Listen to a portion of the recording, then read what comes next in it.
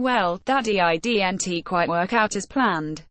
On Monday, we offered 4 ways the Toronto Raptors could come back from 3-0 down, to win their second-round series against the Cleveland Cavaliers.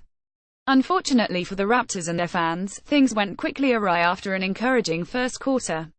When it was all said and done, the Cavaliers had won 128-93, to win the series and advance to the Eastern Conference Finals. Certainly, when you're swept, there's plenty of blame to go around. For example, when the Raptors needed him most, DeMar DeRozan failed to step up, scoring just 21 points total in Games 3 and 4. This is not a criticism per se, considering what a fantastic DeRozan had. Regardless, the narrative will now continue, that he cannot come through when the stakes are raised. Similarly, Kyle Lowry had little influence when it mattered most in Game 4. Yes, he provided 10 assists, but you expect more than 5 points in a do-or-die game, with the on the line. Unsurprisingly, another person receiving a lot of criticism is head coach Dwane Casey. In fact, there have been some calls for him to be fired.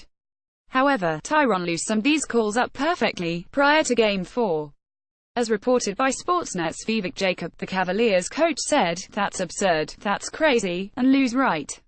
Why would you fire someone who has resided over the most successful period in franchise history? Casey's resume with the Raptors is extremely impressive. He's first all-time among Toronto head coaches in overall wins, division titles and playoff appearances. In addition, the 61-year-old is the only coach in franchise history to take the team to the conference finals. His level of consistency, especially during these last fives, is second to none. The way Casey adapted this to a new system also deserves praise. The offense and defense both ranked in the top 5 for efficiency, as the team set a new franchise record for regular wins. Even the way the Indianapolis, Indiana native finally found out how to use Jonas Valanciunas more effectively, is worthy of note. And, there are still those who are not happy with what he's done, saying he has taken the team as far as he can. While there may be some merit to this, at some point it has to be about the players at Casey's disposal. Once they're on the court, no matter what system is used, no matter what plays are designed, he can't actually take the shots for the likes of DeRozan and Lowry.